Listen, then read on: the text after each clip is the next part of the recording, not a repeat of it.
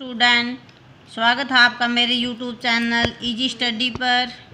आज हम class 8th का सोशल स्टडी का ग्रामीण क्षेत्र प्रशासन के बहुविकल्पीय प्रश्न करेंगे। First question, east India company को बंगाल का दीवान कब बनाया गया? 12 अगस्त 1765 को। आरंभ में ईस्ट इंडिया कंपनी कौन सी वस्तुओं के बदले भारत से व्यापार करती थी? सोना। कंपनी को बंगाल की दीवानी किस गवर्नर जनरल के समय प्राप्त हुई? Robert Clive.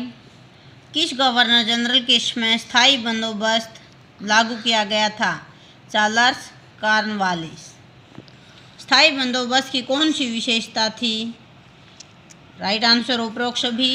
राजाओं और तालुकदारों को जमींदारों के रूप में मान्यता, जमींदारों को लगान वसूलने का अधिकार, राजस्व की दर स्थायी करना सभी। ब्रिटिश राजस्व दस्तावेजों में महल शब्द का प्रयोग निम्नलिखित में से किसके लिए हुआ है? एक राजस्व इकाई के लिए। महलवारी बंदोबस्त किस अंग्रेज अधिकारी ने लागू किया? Holt Mackenzie. कपड़े को रंगने के लिए किस पौधे से रंग प्राप्त किया जाता था? नील से।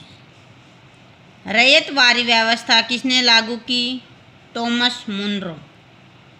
18वीं सदी के अंत तक कंपनी ने किन दो फसलों के उत्पादन पर जोर दिया? अफीम व नील। बंगाल के किसानों को कौन सी फसल उगाने के लिए मजबूर किया गया? पटसन। नील का पौधा कौन से कटिबंध में उगता है? उष्णकटिबंध में। नील के पौधे की कटाई निम्नलिखित में से कौन करता था? केवल पुरुष। गुमाश्ता शब्द का प्रयोग निम्नलिखित में से किसके लिए किया जाता था? बागान मालिकों की तरफ से लगान वसूल करने वाले एजेंट। अंग्रेज अधिकारी भारतीय किसानों को चाय, पटसन व नील की फसल उगाने के लिए मजबूर क्यों करते थे? इनकी यूरोपीय मंडियों में अधिक मांग थी। नील की खेती करने वाले किसानों ने विद्रोह क्यों किया? वे बागान मालिकों के दमन का शिकार थे। एक गांव या गांव के समूह को क्या कहा जाता था? महाल। वोट का पौधा किस कटिबंध में पैदा होता है? शीतोष्ण कटिबंध में। महालवारी प्रथा लागू की गई 1821 में। महालवारी व्यवस्था में कर इकट्ठा करने का जिम्मा किसे सौंपा गया? गांव के मुखिया को। मुनरो व्यवस्था कहा जाता है रैयतवार को। दक्षिण भारतीय इलाकों ने डैश व्यवस्था अपनाई?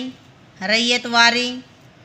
फ्रांस ने अपने उपनिवेशों में दास प्रथा कब कर दी? 1792 में। बंगाल के हजारों रैयतों ने कब नील की फसल बोने से इनकार कर दिया? 1859 में। चंपारण आंदोलन किसके खिलाफ था? नील बागान मालिकों के खिलाफ। बंगाल में भयानक अकाल कब पड़ा? 1770 में। चंपारण आंदोलन कब हुआ? 1917 में।